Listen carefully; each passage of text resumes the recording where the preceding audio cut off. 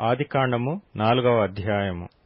ఆదాము తన భార్య అయిన హవ్వను కూడినప్పుడు ఆమె గర్భవతి అయి కయీనును కని, యెహోవా దయ వలన నేనొక మనిషిని సంపాదించుకొన్నానెను. తరువాత ఆమె అతని తమ్ముడగు హేబెలును కనెను. హేబెలు గొర్రెల కాపరి, కయీను భూమిని సేద్యపరచువాడు. కొంతకాలమైన తరువాత కయీను పొలము పంటలో కొంత యెహోవాకు అర్పణగా తెచ్చెను. హేబెలు కూడా తన మందలో తొలుచూలున పుట్టిన వాటిలో క్రొవ్విన వాటిని కొన్ని తెచ్చెను. యెహోవా హేబెలును అతని అర్పణను లక్ష్యపెట్టెను, కయీనును అతని అర్పణను ఆయన లక్ష్యపెట్టలేదు. కాబట్టి కయీనుకు మిక్కిలి కోపము వచ్చి అతడు తన ముఖము చిన్నబుచ్చుకొనగా, యెహోవా కయీనుతో, నీకు కోపమేలా? ముఖము చిన్నబుచ్చుకొని ఉన్నావేమి? నీవు సత్క్రియ చేసిన ఎడల తలనెత్తుకొనవా? సత్క్రియ చేయని ఎడల వాకిట పాపము పొంచియుండును. నీ ఎడల దానికి వాంఛ కలుగును, నీవు దానిని ఏలుదువనెను. కయీను తన తమ్ముడైన హేబెలుతో మాట్లాడెను. వారు పొలములో ఉన్నప్పుడు కయీను తన తమ్ముడైన హేబెలు మీద పడి అతన్ని చంపెను.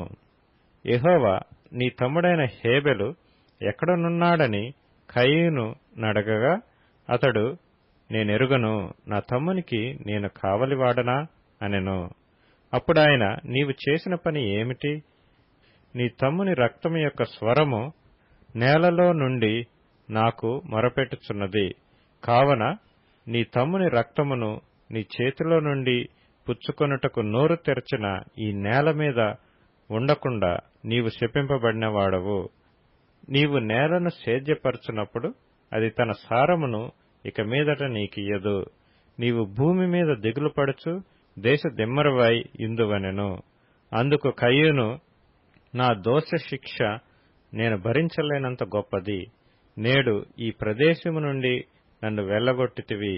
నీ సన్నిధికి రాకుండా వెలివేయబడి దిగులుపడుచు భూమి మీద దేశ దిమ్మరునై ఇందును.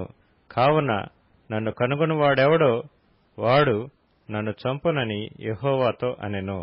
అందుకు యెహోవా అతనితో, కాబట్టి ఎవడైనను కయీనును చంపినేడల వానికి ప్రతిదండన 7 అంతలు కలుగునెను.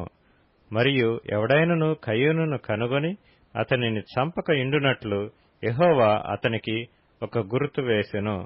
అప్పుడు కయీను యెహోవా సన్నిధిలో నుండి బయలుదేరి వెళ్లి ఏదెనుకు తూర్పు దిక్కున నోదు దేశములో కాపురముండెను. కయీను తన భార్యను కూడినప్పుడు ఆమె గర్భవతి అయి హనోకును కనెను. అప్పుడతడు ఒక ఊరు కట్టించి ఆ ఊరికి తన కుమారుని పేరును బట్టి హనోకను పేరు పెట్టెను. హనోకుకు ఈరాదు పుట్టెను. ఈరాదు మహూయాయేలును కనెను. మహూయాయేలు మతూషాయేలును కనెను. మతూషాయేలు లెమెకును కనెను. లెమెకు 2 స్త్రీలను పెండ్లి చేసుకొనెను. వారిలో ఒకదాని పేరు ఆదా, రెండవ దాని పేరు సిల్లా.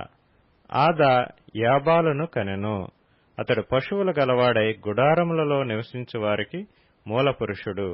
అతని సహోదరుని పేరు యూబాలు. ఇతడు సితారాను సానికును వాడుక చేయు వారికందరికిని మూలపురుషుడు. మరియు సిల్లా తూబల్కయీనును కనెను. అతడు పదునుగల రాగి పనిముట్లన్నిటినీ ఇనుప పనిముట్లన్నిటినీ చేయువాడు. తూబల్కయీను సహోదరి పేరు నయమా.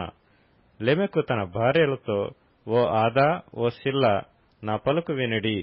లెమెకు భార్యలారా, నా మాట ఆలకించుడి.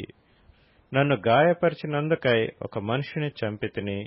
నన్ను దెబ్బ కొట్టినందుకై ఒక పడుచువాని చంపితిని. 7 అంతలు ప్రతిదండన కయీను కోసం వచ్చిన ఎడల లెమెకు కోసము 77 అంతలు వచ్చునెను. ఆదాము మరలా తన భార్యను కూడినప్పుడు ఆమె కుమారుని కని, కయీను చంపిన హేబెలుకు ప్రతిగా దేవుడు నాకు మరొక సంతానమును నియమించననుకుని అతనికి షేతు అని పేరు పెట్టెను. మరియు షేతునకు కూడా కుమారుడు పుట్టెను. అతనికి ఎనోష్ అను పేరు పెట్టెను.